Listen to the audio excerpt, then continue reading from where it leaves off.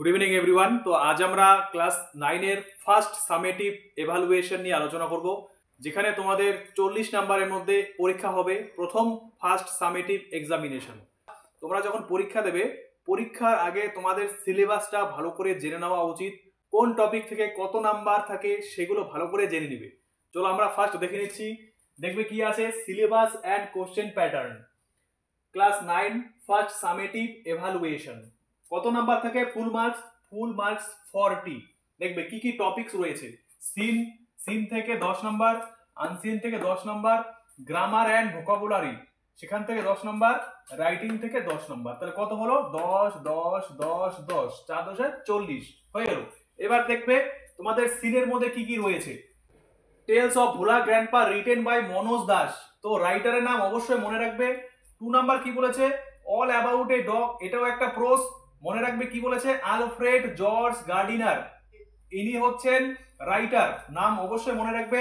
3rd number কি বলেছে? Autumn, এটা একটা পোয়েট্রি, জন ক্লিয়ারের লেখা একটা পোয়েট্রি। 4th নাম্বার কি বলেছে? এ ডে ইন দা জু, এটা একটা প্রোস, জেরাল্ড ডারেল। তো এখান থেকে তোমাদের 10 মার্কসের কোশ্চেন হবে। সিন থেকে যে 10 নাম্বার রয়েছে সেগুলো কিভাবে ডিভাইড করা আছে, এটা যেহেতু তোমাদের বিভিন্ন স্কুল থেকে প্রশ্ন করা হয়, বিভিন্ন স্কুলের কোশ্চেন প্যাটার্ন বিভিন্ন রকমের হয়, তবে কোন কোন টপিকগুলো থাকে সেগুলো জেনে নাও। MCQ, complete the following sentence, true false and answer the following questions. দেখবে এরপর আমরা চলে যাব আনসিনও 10 নম্বর থেকে, বাইরে থেকে, মানে তোমাদের নির্দিষ্ট টেক্সট বইয়ের থেকে না, বাইরে থেকে একটা প্যাসেজ দিয়ে দেবে, সেখান থেকে খুঁজে খুঁজে তোমাকে 10 নাম্বারের কোশ্চেন থাকবে, সেগুলোর আনসার তোমাকে সলভ করতে হবে। কি কি দেখো, কি কি থাকবে? MCQ, answer the following questions, true false with supporting statements, complete the following sentences. তো একই সিনের মতো আনসিনও কোশ্চেন প্যাটার্ন একই রকমের হয়। বিভিন্ন স্কুলের কোশ্চেন প্যাটার্ন বিভিন্ন রকম হয়, কিন্তু টপিকগুলো একই থাকে। এবার আমরা চলে যাব গ্রামার অ্যান্ড ভোকাবুলারি, এখান থেকেও 10 নম্বর থেকে। Articles and prepositions 3 number. তারপরে 2 নম্বরে কি আছে? ডু অ্যাজ ডিরেক্টেড, নির্দেশ অনুসারে পরিবর্তন করো। কি কি থাকে দেখো, ডু অ্যাজ ডিরেক্টেড এর মধ্যে কি কি রয়েছে?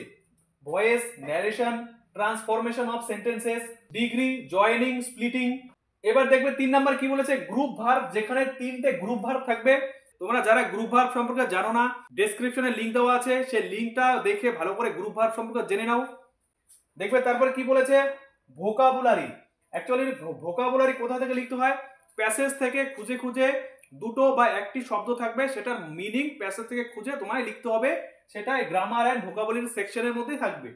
লাস্ট টপিক রয়ে গেল রাইটিং স্কিলের মধ্যে কি কি রয়েছে? যে কোনো রাইটিং এর মধ্যে যে কোনো একটি লিখতে হবে। Paragraph, story writing, biography, processing. নির্দিষ্ট করে বলা থাকবে না যে প্যারাগ্রাফি থাকবে না স্টোরি থাকবে, বায়োগ্রাফি না প্রসেসিং। 4 রকমের রাইটিং তোমাদেরকে প্র্যাকটিস করতে হবে। বিভিন্ন স্কুল থেকে বিভিন্ন রকমের প্রশ্ন করা হয়, এবার যে স্কুল থেকে যেরকম প্রশ্ন হবে সেই অনুযায়ী তোমাদের আনসার লিখতে হবে।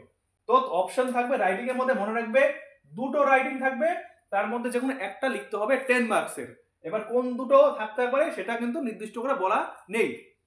তা আশা করছি তোমরা তোমাদের কোশ্চেন প্যাটার্ন বুঝে গেছো। তো ভিডিওটা ভালো লাগলে অবশ্যই লাইক করবে, আর যারা চ্যানেলে নতুন অবশ্যই সাবস্ক্রাইব করে পাশে থাকবে। Thank you so much for watching the video.